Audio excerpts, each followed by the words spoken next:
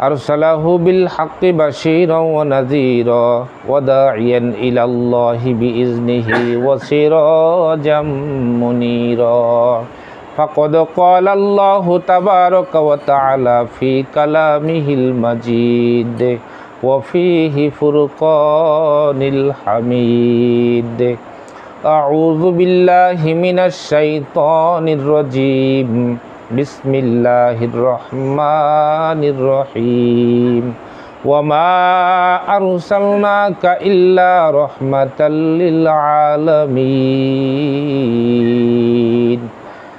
وقال تعالى في شان حبيبه ومحبوبه ومعشوقه إن الله وملائكته يصلون على النبي يا أيها الذين آمنوا صلوا عليه وسلموا تسليما اللهم صل على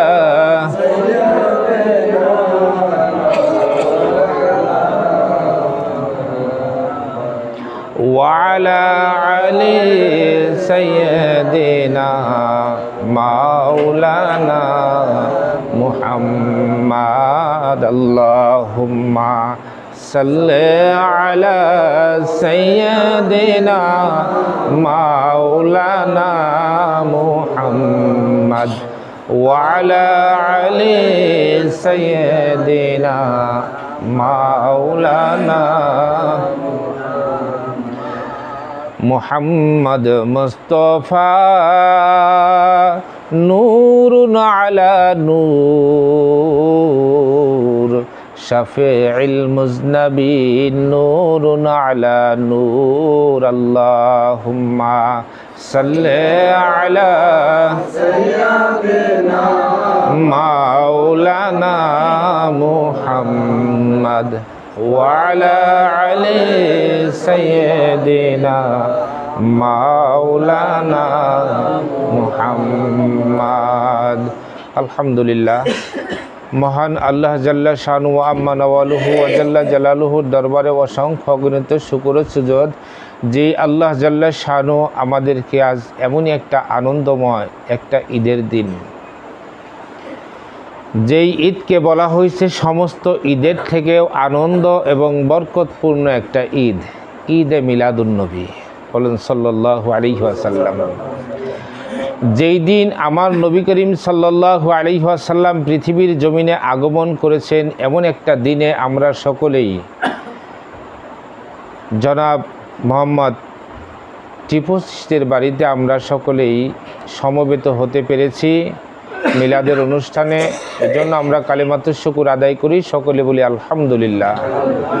লক্ষ কোটি দরুদ ও সালাম জনাবে মুহাম্মদ রাসূলুল্লাহ সাল্লাল্লাহু আলাইহি ওয়াসাল্লামের প্রতি আল্লাহ তাবারক ওয়া তাআলার খাস রহমত বরকত বর্ষণ করুন সমস্ত আলু আসহাবগণের প্রতি, সমস্ত ওলিয়ে কামিলগণের প্রতি এবং সমস্ত মুসলমানদেরকে আল্লাহ হেদায়েতের পথে চলার তৌফিক দান করুন, সকলে বলুন আমিন। আল্লাহ পাক রব্বুল আলামিন আমাদেরকে দুনিয়ার জমিনে পাঠাইছেন। আমরা যে দুনিয়ার জমিনে আসছি এটাও আমার আসার মধ্যে একটা উদ্দেশ্য কারণ আছে। সেই আমার নূর নবী সাল্লাল্লাহু আলাইহি ওয়াসাল্লাম, যেই নবী দুনিয়ার জমিনে বললাম, যেই নবীর আজকে জন্মবার্ষিকী, আজকে তার দুনিয়ায় আগমন করার দিন 12ই রবিউল আউয়াল। এই দিন নবী দুনিয়ায় আগমন করেছেন। নবীর আগমনে সমস্ত আকাশ বাতাস মুখরিত হইয়া আনন্দিত হইয়া সকলে আনন্দিত হয়েছে, বলুন সুবহানাল্লাহ।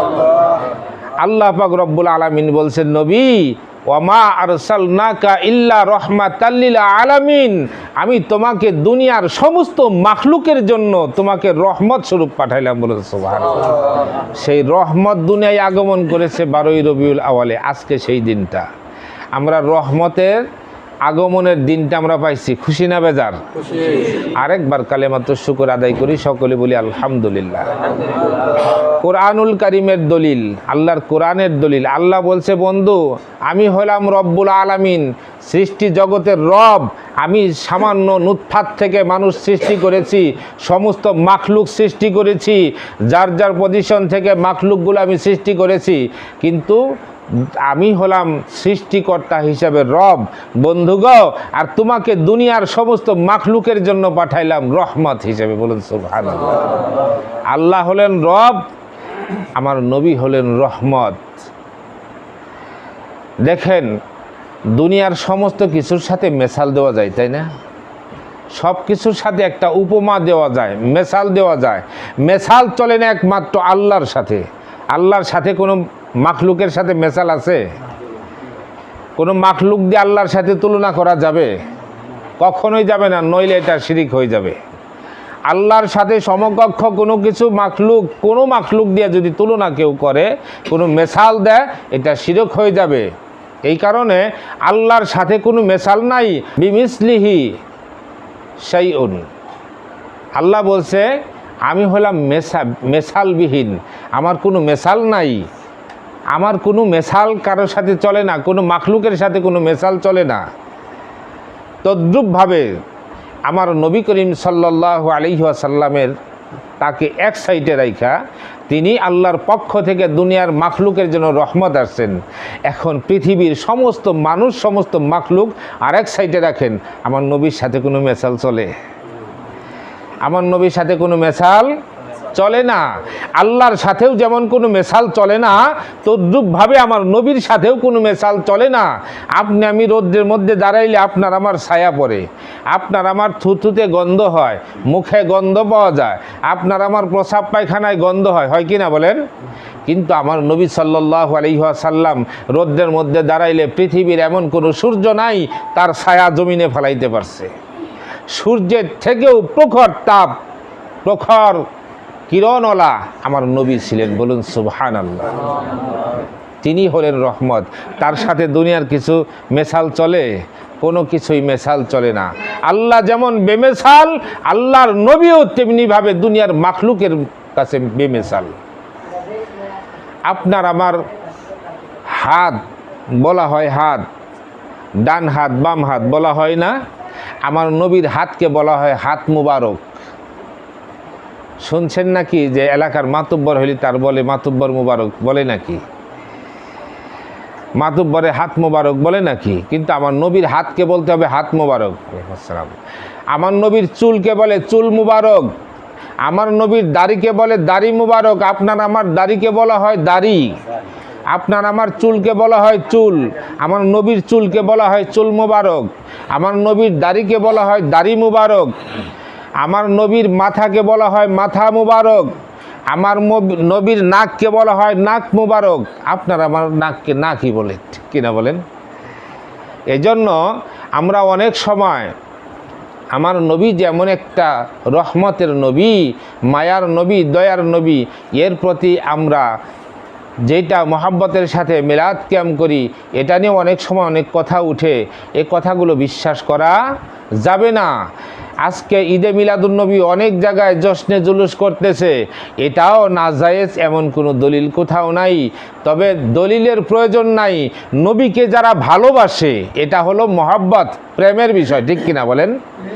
নবীর প্রতি প্রেমের বিষয়। যার প্রেম আছে অন্তরে রাসূলের প্রতি, সেই নবীর প্রতি জশ্নে জুলুস করবে, নবীর মিলাদ করবে, নবীর গুণগান গাইবে। নবীর গুণগান খালি আপনি আমি গাই নাকি? আল্লাহ নিজে বলছেন ওয়ারাফা'না লাকা যিকরাক। কোরআন সূরা বায়না, আল্লাহ পাক রব্বুল আলামিন নিজেই বলছেন ওয়ারাফা'না লাকা যিকরাক, হে নবী আমি আপনার সম্মানকে সর্বোচ্চত করেছি, সর্বোচ্চ স্থান দিয়েছি। বলুন সুবহানাল্লাহ। আপনার গুণগান আরও ছড়িয়ে দিয়েছি। ঘোষণাকার আল্লাহর, তাহলে আমরা করলে দোষ কোথায়? আল্লাহ নিজে করছেন। আবার দেখেন আল্লাহ বলছেন ইন্নাল্লাহা ওয়া মালাইকাতাহু ইউসাল্লুনা আলান নবী, ইন্নাল্লাহ নিশ্চয় আমি আল্লাহ, ওয়া মালাইকাতাহু এবং আমার ফেরেশতা সমূহ, ইউসাল্লুনা আলান নবী নবীর প্রতি দরুদ পাঠ করি। ইয়া আইয়ুহাল্লাযিনা আমানু, তোমরা যারা আমি আল্লাহর উপরে ঈমান এনেছো। ইয়া আইয়ুহাল্লাযিনা আমানু, হে ঈমানদারেরা, যারা আল্লাহ এবং আল্লাহ রসুলের প্রতি বিশ্বাস স্থাপন করেছে তাদের বলা হয় ঈমানদার। আল্লাহ ডাক দিয়েছেন, হে ঈমানদারেরা, সল্লু আলাইহি, তোমরাও নবীর প্রতি দরুদ পাঠ করো, ওয়া মানে এবং ওয়াসাল্লিমু তাসলিমা, এবং সালাম পাঠ করো। তাহলে আল্লাহ বলছে আমি নিজেই নবীর প্রতি দরুদ পাঠ করি, আমার ফেরেশতা সমূহ নবীর প্রতি দরুদ পাঠ করে। হে ঈমানদারেরা, তোমরাও দরুদ পাঠ করো এবং নবীর প্রতি সালাম পাঠ করো। ঘোষণা কার? আল্লাহর। সূরা আহজাবের মধ্যে। শুধু তাই না, আমাদের লোক সমাজ থেকে অনেক আমলগুলো ছুটে গেছে। আমল ছুটে যাওয়ার কারণে মানুষের মধ্যে ভ্রাতৃত্ব বন্ধন নাই, মানুষের মধ্যে মিল মোহাব্বত নাই, ভালোবাসা কি জিনিস মানুষের মধ্যে নাই। অনেক আমল ছুটে গেছে। দেখবেন আমরা ছোট সময়, এই যে আপনারা ছোট সময় ঈদের মাঠে গেছেন না নামাজের জন্য, মা বাবার পায়ে সালাম করে গেছেন না? যখন মা বাবা দাদা দাদির পায়ে সালাম করে মাঠে গেছেন, তখন তার কি হয়েছে? আপনার মাথার উপরে তার হাতটা চলে গেছে, গেছে না? আল্লাহ বলছে যখন তার একটা অভিভাবক তার মাথার উপরে হাত রাখে, ওই হাতের মধ্যে আমি আল্লাহর রহমত বর্ষণ হয়। বলুন সুবহানাল্লাহ। আর এখন তো মার সালাম নাই, উঠে গেছে, কয়টা শিরক হয়েছে। আসুন বুখারী শরীফের হাদিসে কি বলছে? বুখারী শরীফের হাদিসের মধ্যে সর্বপ্রথম হাদিসটা আছে, ইন্নামাল আমালু বিন্নিয়াত, বান্দার প্রত্যেকটা কর্মের ফলাফল নিয়তের উপরে নির্ভরশীল। বান্দার প্রত্যেকটা কর্মের ফলাফল নিয়তের উপরে নির্ভরশীল। তাইলে মায়ের পায়ে যখন হাত দিয়ে সন্তান সালাম করতে গেছে, সেজদার কি নিয়ত করছে? একটা বারও সেজদার নিয়ত করে বলেন? কখনোই সেজদার নিয়ত করে না। কোনো মুরব্বীকে সালাম করলে সম্মান সূচক করে, তাই না? তাকে সম্মান প্রদর্শন করার জন্য হয়তো তার পায়ে হাত দিয়ে সালামটা করে, কিন্তু এই নিয়ত কোনো বান্দাই করবে না। এই মূর্খ, শিক্ষিত হোক মূর্খ হোক, পাগলও যদি হয়, তবে এই পায়ে হাত দিয়ে বলবে না যে আমি সেজদা করতেছি। এই নিয়তটা ভিতরে সংকল্প কখনো আনবে না। তাহলে পায়ে হাত দিয়ে সালাম করা সেজদা পরিণত হয়। এই কথাটা প্রচলন ঘটাইয়া মা বাবার পায়ে হাত দেওয়া বন্ধ হয়ে গেছে। নবীর নামে মিলাদ ক্যাম্প, আগে ছোট সময় আপনারাও ছিলেন, দেখছেন যে সব এলাকায় মিলাদ ক্যাম্প হয়েছে, এখন বন্ধ হয়ে যাইতেছে। এটাকে বেদাত বলা হইতেছে। নবীর ভালোবাসা শুধু বেদাত না, রসুলকে বলা হইতেছে রসুল আমাদের মতো মাটির মানুষ। কোরআনুল কারিমে এক জায়গায় কুল ইন্নামা আনা বাশারুম মিসলুকুম, ইন্নামা আনা বাশারুম মিসলুকুম, এক জায়গায় একটা আয়াতের মধ্যে বলছে, হে নবী আপনি মানুষের মাঝে বলে দিন আমি তো তোমাদের মতোই মানুষ, কিন্তু ব্যবধান আছে, তোমাদের কাছে কোনো ওহী আসে না, আমার কাছে ওহী আসে। তাইলে কেমন মানুষ? আমাদের মানুষের মধ্যে মহামানব, ঠিক কিনা বলেন? মহানবী যাকে বলা হয়েছে আমাদের মতো মানুষ না, সে মহামানুষ। তার কোনো ছায়া জমিনে পড়ে নাই, তার কোনো প্রসাবে গন্ধ ছিল না, শরীরে ঘামের কোনো গন্ধ ছিল না। আমি একদিন গামলে ওই সারটা তার পরের দিন গাই দিলে পাশে মানুষ দাঁড়াইতে পারে না গন্ধের চোটে। আর আমার নবীর শরীরে যে ঘাম হয়েছে, এটা ঘাম মুবারক, এই ঘাম দিয়া মেশকো আম্বুরের গন্ধ ছড়াইছে। বলুন সুবহানাল্লাহ। সাহাবা আজমাইন সেই ঘাম নিয়ে শরীরে মাখছে, সুগন্ধ মাখছে রসুলের গায়ের ঘাম দিয়া। তাহলে কার সাথে কি তুলনা করি? তাকে বলি মাটির মানুষ, আমাদের মতোই মানুষ, আমাদেরই বড় ভাই, মেয়ে ভাই। আল্লাহর কোরআন কি বলছে? সূরা নিসার মধ্যে আল্লাহ বলছে, হে নবী আপনি লোক সমাজে জানিয়ে দিন আপনার স্ত্রীগণ আপনার সমস্ত উম্মতের জন্য মাতা স্বরূপ।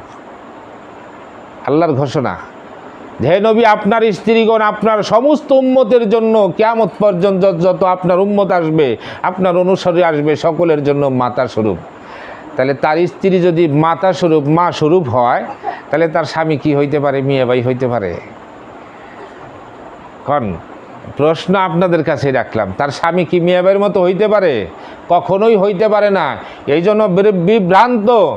একটা সময় যেমন হুসাইনি কারবালা প্রান্তরে যখন ঘটনা ঘটলো, সেখান থেকে একটা মুসলমানের বিভ্রান্ত দল ঘটছে, সেই দল নবীর ভালোবাসা কিয়াম চলবে না, এই রকমভাবে নবীর ভালোবাসার মধ্যে যে আঘাত করে।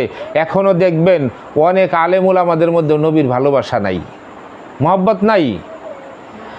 আবার সাধারণ একজন মানুষ, তার সামনে নবীর বিরুদ্ধে একটা কথা বলি তার কলিজায় আগুন ধরে যায়, সইতে পারে না। আছেন এরকম? সাধারণ একজন মানুষ নবীর বিরুদ্ধে এমনি যাই কোক আর না কোক, যাই গালিগালাজ করুক, কিন্তু নবীর বিরুদ্ধে একটা কথা বলবে ওই লোক সহ্য করতে পারে না। যে আমার রসুলের বিরুদ্ধে কথা বললি এত বড় সাহস পাইলি কথা হয় না, এরকম আছে না? সাধারণ মানুষ, তার ভিতরে এরকম মহব্বত আছে। এটা কি? নবীর প্রতি প্রেম, ভালোবাসা। রসুলের প্রতি যার প্রেম যত মজবুত তার ইমান তত মজবুত, রসুলের প্রতি যার ভালোবাসা যত মজবুত তার ইমান তত মজবুত। এটা আমার কথা না, আল্লাহর কোরআন দিয়ে দলিল দিচ্ছি। আল্লাহর কোরআনে সূরা বাকারার 8 নম্বর আয়াতে আল্লাহ পাক রব্বুল আলামিন নিজেই ঘোষণা দিয়েছেন, ওয়া মিনান নাসি মাইয়াকুলু আমান্না বিল্লাহি ওয়া বিল ইয়াউমিল আখিরি ওয়া মা হুম বিমুমিনিন। আল্লাহ নিজে বলছেন, হে নবী, ওয়া মিনান নাসি মাইয়াকুল, আপনার কাছে একদল লোক এসে বলবে আমান্না বিল্লাহ, আমরা আল্লাহর উপর ঈমান আনছি, ওয়া বিল ইয়াউমিল আখিরি, এবং আখিরাতের দিনের উপর ঈমান আনছি। নবী গো, ওদের কথা বিশ্বাস করবেন না, ওদের কথা কখনোই বিশ্বাস করবেন না। ওরা ঈমানদার না, ওরা মুমিন না। ওয়া মা হুম বিমুমিনিন, ওরা কখনো মুমিন হইতে পারে না। ওরা মুমিনও না, মুমিন হইতে পারেও না। ঘোষণাকার আল্লাহর। কেন মুমিন হইতে পারে না? ওরা তো আল্লাহর উপর ঈমান আনছে, আখিরাতের দিনের উপর ঈমান আনছে। আমার নবী যে কামলিওয়ালা নবী, আমার নবী যে কালেমার দাওয়াত নিয়ে এসেছে, আমার নবীর উপরে তো ঈমান আনে নাই, তাকে তো রসুল বলে মানে নাই, এই জন্য তারা ঈমানদার না। মূসা আলাইহিস সালামের জামানায় ফেরাউনও জানতো যে এক আল্লাহ ছাড়া কোনো মাবুদ নাই। রাত্রেবেলায় সেজদায় পড়ে কপালটারে ঘাউ বানাই ফেলাইছে, কপাল স্পট পড়ে গেছে সেজদা করতে করতে। কিন্তু দিনের বেলায় রাত্রে সেজদায় পড়ে কান্তর করতে, আল্লাহ আমার একটু ক্ষমতা দিও। আমি দিনের বেলায় মানুষের মধ্যে খালি কমে যে আমি ক্ষুধা, বড় ক্ষুধা। দিনের বেলায় করতে কি মূসা নবীর জামানায় ফেরাউনের যত যে কারাগারে বন্দি ছিল, একজন আইনে কবদা কাইটে ফেলাইতো। কবদা কাইটা করতে, দেখছ আমি কত বড় ক্ষুধা, আমি ইচ্ছা করলে কাইটে দ্বিখণ্ডিত করে দিবার পারি। আবার একজন জেল কয়েদির আইনে সেরে করতে, যা তোরে মুক্তি দিয়ে দিলাম। কয়, দেখছ আমি কেমন দয়ালু খোদা, আমি ইচ্ছা করলে মুক্তিও দিয়ে দেবেন পারি। দিনের বেলায় এরকম প্রচার করতো, আর রাত্রেবেলায় সেজদায় পড়ে কাঁদতো, আল্লাহ তুমি ছাড়া তো মাবুদ নাই, এটা আমি জানি, কিন্তু আমার একটু ক্ষমতা আছে। না অহংকারী মানুষ এখনও কিন্তু আছে দুনিয়ার জমিনে, আছেন এরকম, যে যতই আইনগতভাবে তার ঠকা হইলেও সে তার ডাবো হল্লাই খেসে আপনার ঠকায় চলে যাবে। আছেন এরকম, নিজেরটা বড় মনে কইরা। তাই ফেরাউন নিজের বড় মনে কইরা বলছে, আমি হলাম বড় খোদা। রাত্রেবেলায় সেজদায় পড়ে কান্ত। সেই ফেরাউন কি ইমানদার হইতে পারছে? এমনভাবে নীল নদে আল্লাহ তারে ডুবিয়ে মারছে, যেই মারা কিয়ামত পর্যন্ত তার ইতিহাস মানুষের মুখে থেকে যাবে। তার লাশটা পর্যন্ত মাটিতেও গ্রাস করবে না, পানিতেও মজবে না, কোথাও মজবে না। মমি করে রাখছে মিশরের জাদুঘরে, এখনো পর্যন্ত ফেরাউনের লাশ আছে। ফেরাউনের লাশ এখনো পর্যন্ত আছে। কিন্তু মুসা নবী যে দাওয়াত দিছে, লা ইলাহা ইল্লাল্লাহু মুসা কালিমুল্লাহ, এই দাওয়াতটা তিনি না মানার কারণে মুসা কালিমুল্লাহ স্বীকার করবে, লা ইলাহা ইল্লাল্লাহ স্বীকার করবে, মুসা কালিমুল্লাহ স্বীকার করবে না। মুসা নবী যে আল্লাহর পক্ষ থেকে প্রেরিত রাসূল, এটা স্বীকার করবে না। এটা না স্বীকার করার কারণে সে ইমানদার মুসলমান হতে পারে নাই। ইব্রাহিম আলাইহিস সালামের জামানায় নমরুদ এরকম করেছে, তাতে নমরুদ ইমানদার হতে পারে নাই। আমার নবীর জামানায় আবু জাহেল, আবু উতবা, সাইবা তারাও করেছে, তারাও কোনো দিন ইমানদার হতে পারে নাই। তারাও ইমানদার হতে পারত যদি আমার নবীর প্রতি ইমান আনতো। যারা আমার নবীর প্রতি ইমান আনছে, হযরত ওমর রাদিয়াল্লাহু তাআলা আনহু রসুলের গলা দ্বিখণ্ডিত করতে যাইয়া, আমার রসুলের সামনে যাইয়া তার বোন কোরআন তেলাওয়াত করছে। ঘটনার শর্টকটে বলছি, তার বোন কোরআন তেলাওয়াত করছে, কোরআন শুনে বলছে আমাকে নবীর দরবারে নিয়ে চলো। তরবারি হাতে নিয়ে গেছে। এই সময় আবু বকর সিদ্দিক রাদিয়াল্লাহু তাআলা আনহু বলেন, নবীজি এই যে তরবারি নিয়ে আসতেছে ওমর, আপনি শুধু একবার বলেন একে দরবারে ঢুকতে দেবো না। না, ওকে আসতে দাও, কাছে আসতে দাও। কাছে গেছে, আমার রসুলের দিক তাকাইয়া যায় বলছে, ইয়া রাসূলুল্লাহ, তরবারিটা নামাই দিয়ে বলছি, ইয়া রাসূলুল্লাহ সাল্লাল্লাহু আলাইহি ওয়াসাল্লাম, আমাকে আপনি কালেমা পড়াই মুসলমান বানাই দেন, মাফ করে দেন। বলুন না সুবহানাল্লাহ। যেই উমর নবীকে দ্বিখণ্ডিত করতে গেছে, সেই উমর নবীর কাছে কালেমা পড়ে মুসলমান হয়েছে, সেই উমর কি ইমানদার না বেঈমান বলেন তো? সেই ওমর রাদিয়াল্লাহু তাআলা আনহু এমন একজন ইমানদার, ইসলামের দ্বিতীয় খলিফা হিসাবে নির্বাচিত হয়ে তিনি দেশ শাসন করেছেন। বাঘে আর ছাগলে এক ঘাটে পানি খাইছে, দ্বিধাদ্বন্দ্ব হয় নাই, দ্বিধাদ্বন্দ্ব হয় নাই। তিনি কেমন একজন ইমানদার ছিলেন। আর আমরা সেই নবীর প্রতি যদি আমাদের ভালোবাসা, ইমান, বিশ্বাস, ভরসা না থাকে, আমাদের ইমান কতটুকু হইতে পারে? ওই নবীর প্রতি আমাদের ভালোবাসা থাকা দরকার, ঠিক কিনা? আমরা যেন সেই নবীর প্রতি ভালোবাসা থাকতে পারি। ওই মদিনা শরীফে নবীজির রওজা মুবারকে যেন আমরা যাইতে পারি, দু চোখ ভরে যেন সবুজ গম্বুজ আমরা দেখতে পারি, নবীজির রওজা জিয়ারত করতে পারি। আল্লাহ সেই তৌফিক দান করুন। সকলে বলুন আমিন। এই ইচ্ছা আছে না সবার নবীর রওজায় যাইতে? এজন্য আমরা সকলেই নবীর রওজায় যাবার জন্য নিয়ত রাখব। এই জন্য বাংলার এক কবি ওলিউল্লাহ আশিকি তিনি লিখছেন, অবুঝ মনার বুঝ মানে না আমার, অবুঝ মনার বুঝ মানে না, যাইতে চাই সেই মদিনা, মনের আশা পুরাও রব্বানা, হাইরে মনের আশা পুরাও রব্বানা। আমরা একটু মন খুলে বলি আল্লাহর কাছে, অবুঝ মনার বুঝ মানে না আমার, অবুঝ মনার বুঝ মানে না, যেতে চাই সেই মদিনা, মনের আশা পুরাও রব্বানা, হাইরে মনের আশা পুরাও রব্বানা। এরকম মনের একটা যদি আক্ষেপ থাকে, আল্লাহ অবশ্যই কবুল করবে নবীর ভালোবাসা নিয়ে। আল্লাহ পাক রব্বুল আলামিন আমাদেরকে পরিপূর্ণভাবে নবীর আশিকান বানিয়ে, আল্লাহর খাঁটি বান্দা বানিয়ে দুনিয়ার থেকে ডাক দেখ, তার আগে যেন আমাদের কাউকে দুনিয়ার থেকে না ডাক দেয়, খাঁটি মুসলমান না বানায়। আল্লাহ পাক রব্বুল আলামিন আমাদের সেই তৌফিক দান করুন। সকলে বলুন আমিন।